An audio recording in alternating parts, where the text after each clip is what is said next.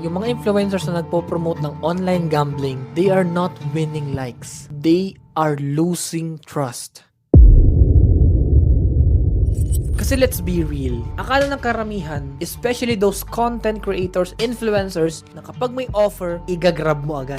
Syempre, sino ba namang hindi masisilaw sa DM na, hey, I'm offering you 6 figures, more or less 200k, 100k, pinakamababa na nga 60k, di ba? Just to promote an online gambling sa mga content mo. Yes, easy money, di ba? Pero hindi nila naiisip na merong malaking kapalit yun. And minsan, hindi lang tiwala yung nawawala sa tao kundi yung buong kredibilidad mo as a personal brand. Lalo na recently, di ba, may binalita na meron ng legal consequences, legal actions against those content creators, influencers na nagpo-promote ng online sugal. And much worse, dahil nga sila yung nagpo-promote, sila yung front, sila yung influencers. Ang pinaka naapektuhan dito the most is yung audience nila, yung viewers. Sila yung naeengganyo na mag-try at ma-addict, especially yung mga kabataan ngayon. Akala nila easy money lang buhay. Also, those parents na sad to say, nasira yung pamilya, nabaon sa utang, 'di ba? Nang dahil sa online sugal. Nang dahil dito sa careless na nonsense collab. And this is the harsh truth. A viral collab means not minsan kailangan mo rin na mag-pause sa pagko-content just to focus on the next big thing.